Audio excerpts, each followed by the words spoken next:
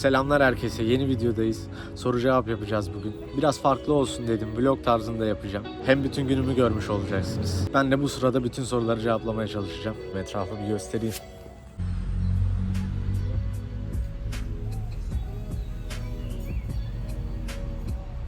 Evet, 4 yıldan uzun süredir buradayız. Daha inşallah devam, planlar o şekilde. Buraya nasıl geldim? Biz takımca geldik ilk buraya. Önce Erdem'le Furkan geldi. Birkaç ay sonra ben Arda ile geldim. Birkaç ay sonra Batuhan geldi vesaire. Ben ilk geldiğimde komik rakamlar vardı cebimde. 150-250 dolar arası bir şey vardı. Kirayı bile ödeyemiyordum. İlk geldiğim gün pazartesiydi. Cumartesi günü ilk maçımı yaptım zaten 5 gün sonra. Oradan aldığım parayla kiranın benim olan payımı geri verdim. Arda ödemişti sağ olsun. Bir hafta sonra bir daha maç yaptım. Ondan sonra yemekleri falan hallettik. Daha sonra ben 2 haftada bir, 3 haftada bir dövüşmeye başladım. 13 maç yaptım 2 yılda toplam. Bir de takım olduğumuz için beraber yedik içtik. O şekilde ilk 2 yıl hayatta kaldık. Bayağı keyifliydi. Zor tabii ama yaparken zor gelmiyor. Takım varsa şanslısın. O yüzden yapabiliyorsanız mutlaka en az bir tane takım arkadaşınızla gelmeniz, aynı yola baş koyduğunuz adamla gelmeniz çok şey fark ettirir. Öyle.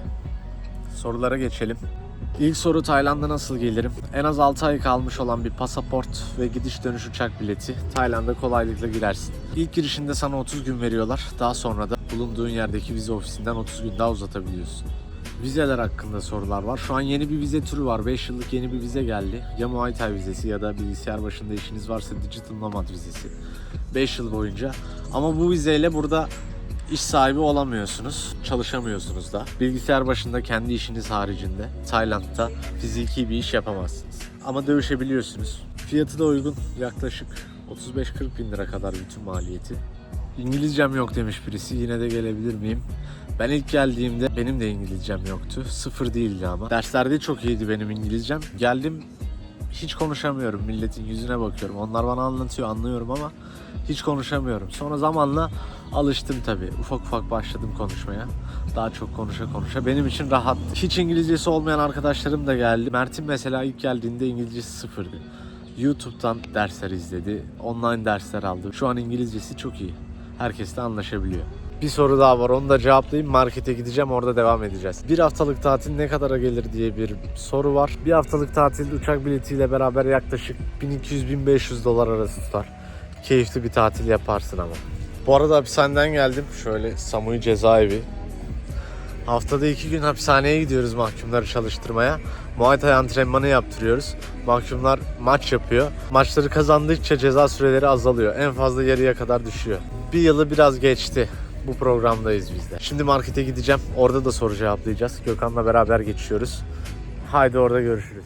Geldik. Makro'dayız. Kameramanımla geldik, Gökhan'la. Makro büyük kurduk. Nispeten diğer marketlere göre daha ucuz. Zaten 2 tane çok bilindik market var. Biri Makro, diğeri Lotus.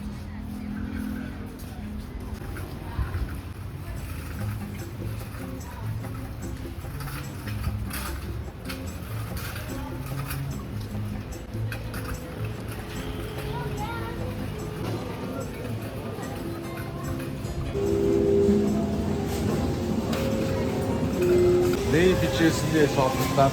Aynen de böyle sordum. Kendim yapıyorum. Biz zaten kendimiz yapıyorduk evde. Buraya gelmeden önce de beraber yaşıyorduk takım arkadaşlarımla. Kendimiz pişiriyorduk, yiyorduk. Şimdi de aynı şekilde devam. Alışverişimizi yapıyoruz. Her şeye ulaşabilirsin markette.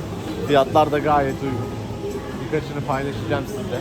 Onun dışında tavuk pilav yiyebilirsin dışarıda. Hızlı ulaşabileceğim bir seçenek. Lezzetli, pratik ve uygun fiyatlı. Onun dışında Thai food yiyebilirsin. Bu Tayland yemekleri kendine özel. Yine uygun fiyatlı, pratik. Tavuk alacağız mesela. Tavuğun kilosu 75 baht. Görüntü size biraz absürt gelebilir, biraz farklı gelebilir. Ama alışıyorsun.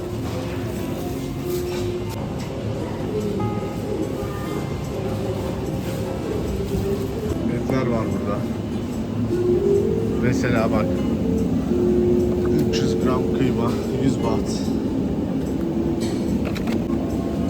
Steak var yine 110 baht, 260 gram. Buradaki bir aylık yaşam masrafını sormuşsunuz. Kiraydı, kamptı, yemekti. Benim giderim yaklaşık $1000 kadar aylık. Her şey içinde tabii ki bunun. Yemeği, içmesi, çıkıp gezmesi, antrenmanı, motoru, benzini hepsi dahil. Siz de hesabınızı ona göre yapın. Aylık $1000 gibi düşünün.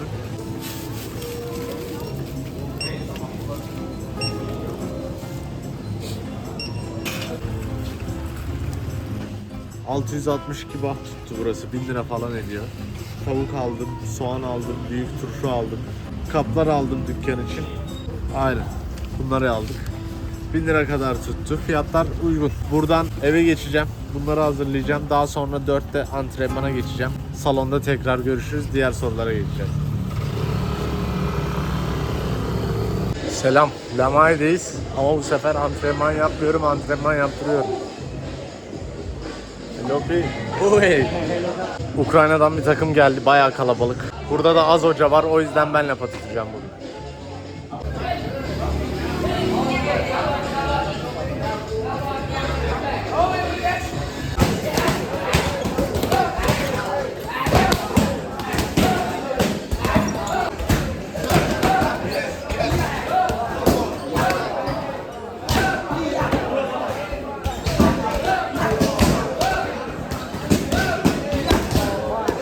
İyi terledik. Şöyle bir oturayım. Soruları cevaplayayım. Onlar antrenmana devam ediyor. Tayland'da dövüşmek anlatıldığı kadar kolay mı demiş. Nasıl anlatıldı sana bilmiyorum kardeşim ama dövüşmek kolay. Yani kolayca maç alabilirsin. Geldin buraya maç istiyorsun. Hızlıca bulabilirler. Birkaç gün içinde bile bulabilirler. Ama dövüşmek kolay mı? O tabii ki değil. Dövüşerek geçinmek mümkün mü? Bu muhtemelen birçok kişi için mümkün değil. Karnını doyurursun. Geçinmekten kastın oysa o. Ama bu işten para birçoğumuz yapamayacak yani. Bu bir gerçek. Para için dövüşüyorsanız zaten işiniz zor. Kolay gelsin. Antrenman fiyatları sorulmuş. Burada Lamai'de bir ay tek antrenman 6500 baht. Çift antrenman 10.000 baht. Maçlardan ne kadar kazanıyorsun? Maçlardan da ilk maçına 8.000 baht kadar alırsın. Daha sonra 9.000 alırsın. Performansına göre artar, 10.000 alırsın. 12 alırsın, 15 alırsın. Bunlar performansını geliştirdikçe artıyor. Her maç başı artmıyor. 20 alırsın. Daha sonra Bangkok'a gidersin, 40 alırsın, 45-50 alırsın. One Championship'e gidersin, 150 alırsın, 200 alırsın. Bu şekilde. Buraya gelenlerin yaptığı en büyük hata ne? Güzel soru. Bana göre en büyük hata çok fazla vaatlerle kendilerini doldurup geliyor olmaları. Burada zaten hali hazırda devam eden kariyerinizi daha yukarı tırmandırırsınız mutlaka. Ama çok fazla vaatler kendinize yüklemeyin. Benden nacizane bir tavsiye. Ve kesinlikle demiyorum ki büyük hayalleriniz olmasın, büyük şeylere inanmayın. Onu demiyorum ben. Ama siz ne dediğimi geldikten sonra daha iyi anlarsınız. Şimdi ne yapacağız? Başka bir yere geçeceğiz. Orada da başka soruları cevaplayacağız. Hadi gidelim. Kendi antrenmanıma geldim. Outdoor gym. Ufaktan burayı göstereyim. Sahilde böyle bir adacık şeklinde ufak. 20 baht giriş ücreti var. Saat de geç oldu. Eve gittim, bir eve uğradım. Kalan son soruları cevaplayacağım. Sonra da videoyu bitireceğiz. Salon işte böyle. Karanlık olmasa etraf da çok güzel.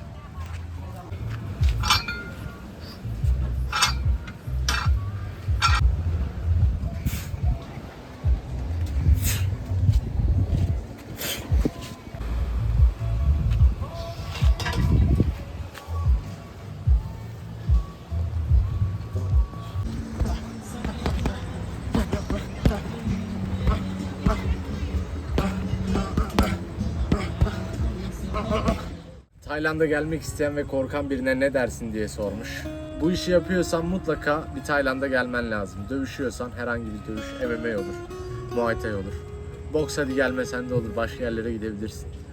Ama kickbox, Muay Thai, MMA bunları yapıyorsan mutlaka buraya bir gelip görmen lazım. Sana mutlaka birçok şey katacak. Hani sporculuğuna katmazsa hayatına katar. Yani bir şekilde burası sana mutlaka bir şey katar. Bu işte herhangi bir ilgin varsa buradan faydalanırsın. O yüzden çekinme. Kimse çekinmesin. Deneyin. Bir şey kaybetmezsiniz. Geleceğiniz zaman da yazabilirsiniz. Pişman mısın? Tayland hakkında ne düşünüyorsun diye sormuş birisi. Hiç pişman değilim. hayatımda aldığım en iyi kararlardan biri. Takım arkadaşlarımın da çok etkisi var. Hepsinden Allah razı olsun. Hiç pişman değilim. Değiştirmek istediğim hiçbir şey yok. Son bir sorumuz daha var. Bir sonraki hedef ne diye sormuşlar. Yakın zamanda bir dövüşeceğim. Yeni dükkan açtık, onu büyütüyoruz. Onun dışında buradaki hayatım güzel, elhamdülillah. Her şey yolunda. Burada devam. Buradaki yaşantımızı, çevremizi daha geliştirmeye yönelik deniyoruz. Devam. Her şey yolunda. Daha başka merak ettikleriniz varsa yorumlara yazın. Çok fazla soru çıkarsa yeni video yaparız. Sıradaki video Muay Thai Map olacak ama farklı bir Muay Thai Map olacak. Hepinizi bekliyorum. Allah'a emanet.